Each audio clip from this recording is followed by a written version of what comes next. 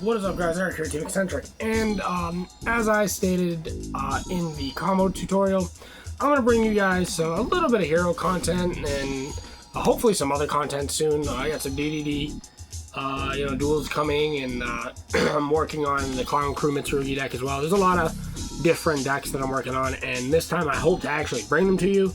Yeah, so this is my hero deck profile. This deck, like I said, is a deck that I've been playing since its inception, all the way back to the GX era. And I've been playing this. I've been playing Yu-Gi-Oh since the first starter decks, and Heroes have always been a deck that I've kind of gone back to for fun here and there, in between whatever decks I'm playing at the time. Until Mermail, obviously Mermail took over and is now the best deck ever. But Hero is definitely a deck that I can relate to and identify with. And that all said, I'll just get right into the profile. I'll show you guys my list, and note that this list is probably not the exact same list that most people would be playing. I think my list is a little bit less effective and more about fun rather than being competitive, I'd say. But we'll start it off. We're playing the 3 Ejector and the 1 Aqua Dolphin. Obviously, Ejector just being a 1-card combo that gets you to pretty much everything if it resolves is just nutty. I mean, the card is nuts. Why wouldn't you play it at 3, right? Then we do play an Elemental Hero slot.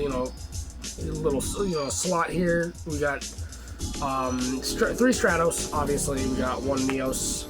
We got 1 Liquid Soldier, which I know a lot of people don't play, but obviously when Fountain comes out, this will be replaced. And then 1 Shadow Mist. Now the reason I'm playing the Liquid Soldier is not only for the draws, but also because I am playing the Ab-Zero / Acid combo. I feel like that just allows you to clear a board pretty effectively, so why not? Then we have our Masked Hero suite, which is triple Furnace and 1 Dust Crow.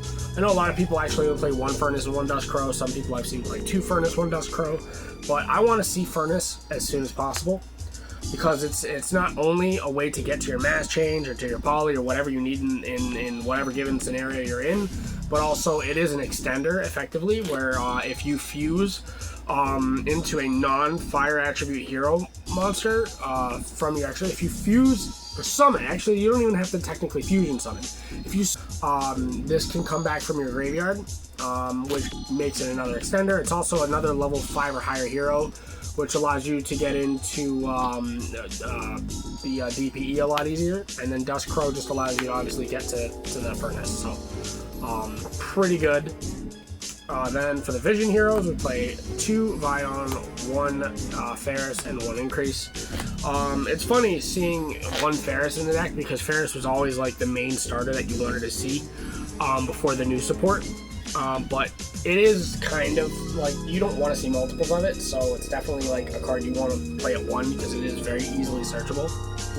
Increase being considered a continuous trap in your back row when it's placed there by Ferris is actually crazy too, because if you have a hero on board and your opponent attempts to clear this in some way, you can tribute that hero and then just quick effect summon this, because it's technically a continuous trap. It's pretty crazy.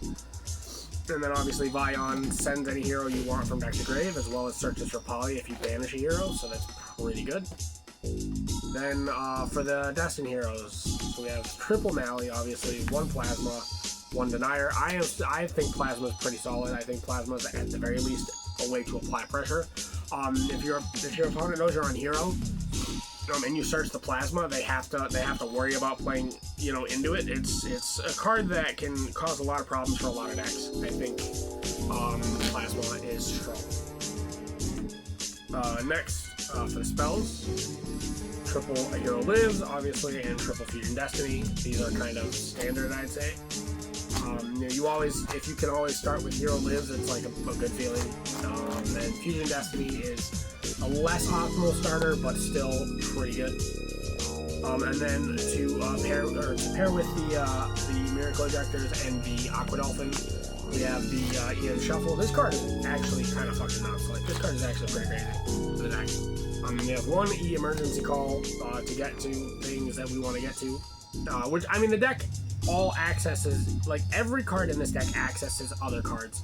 So it's actually nuts, the way that this deck functions. I love it. It's pretty crazy. I mean, it does kind of not play well into Droll, but, like, you can still establish something even under Droll as long as you have one or two searches, right?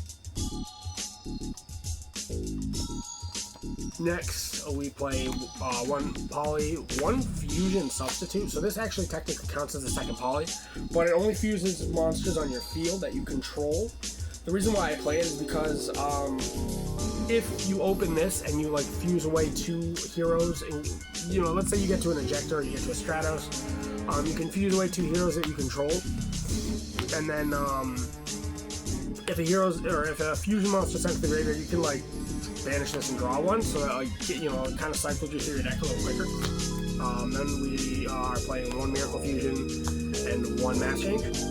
All these cards are easily accessible. This is actually searchable because it's always treated as polymerization. So like you can search it with Ion, you can search it with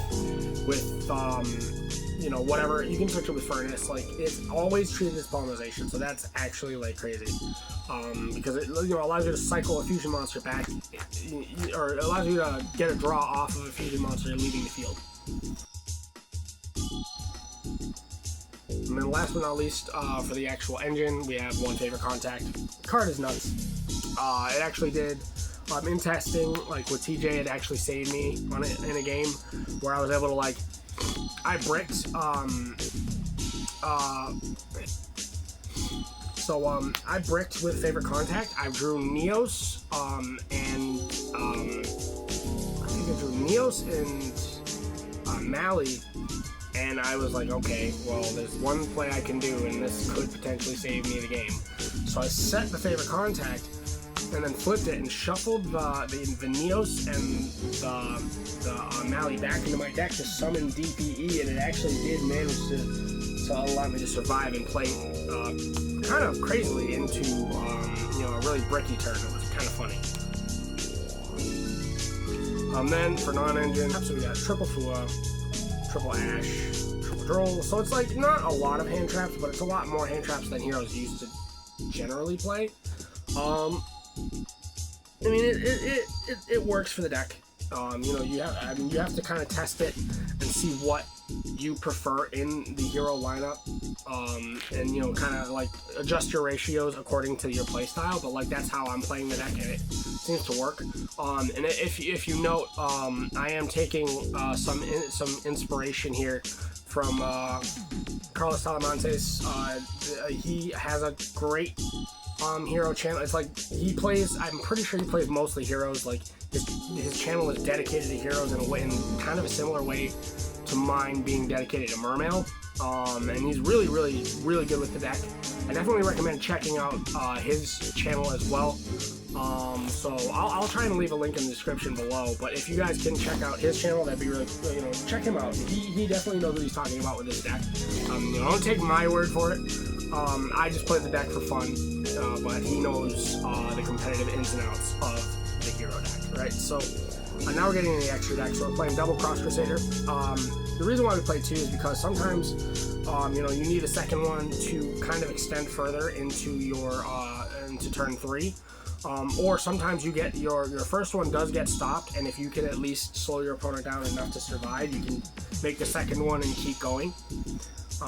Then we play one Infernal Devicer and then one Wonder Driver. So these cards are actually fucking nuts. Infernal Devicer is really crazy because you can reveal a fusion monster that lists a specific hero material, and then you can add that hero monster or those hero monsters from your deck to your hand. So an example of that would be Neos with the Shining Flare Wingman.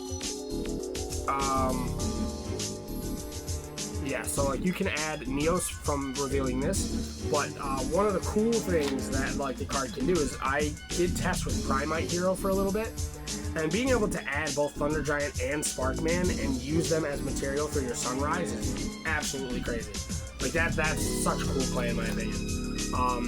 And then we have Wonder Driver. So Wonder Driver is mandatory trigger. What it does is if a hero monster is normal or special to the zone it points to, you can set a fusion, polymerization, or change spell card from your graveyard to your field. So it recurs you all your fusion spells. Next, we play double Contrast Hero Chaos.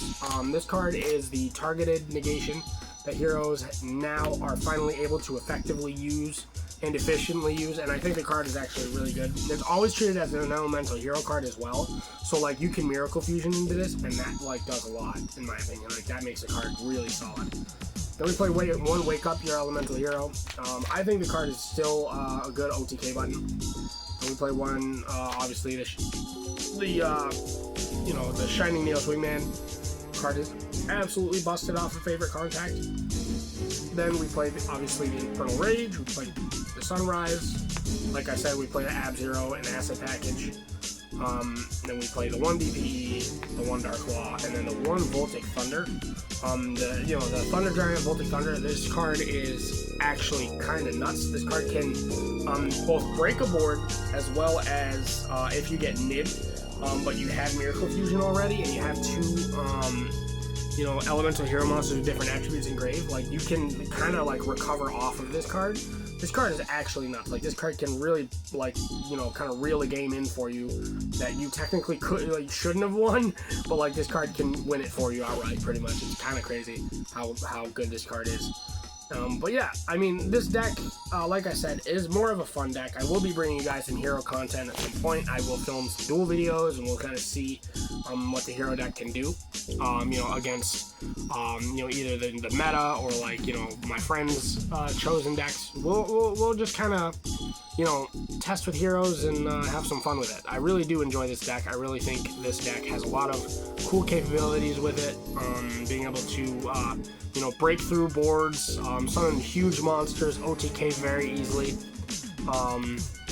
I think that being able to summon Contrast Hero Chaos as your targeted negation now really does make the deck a little bit more viable in my opinion, for sure. I think heroes have always been a relatively playable deck, but they've always been one of those decks that like you rely on OTKing your opponent very quickly, which doesn't always work out. Whereas now with some of the cards we have, like you can do some pretty good thing. Like you can do some pretty good plays. You can definitely put in some damage and put a dent in your locals. So let me know what you guys think in the comment section below. I really appreciate the views you guys give us. As always, Eric here with Team Eccentric, and I am signing out.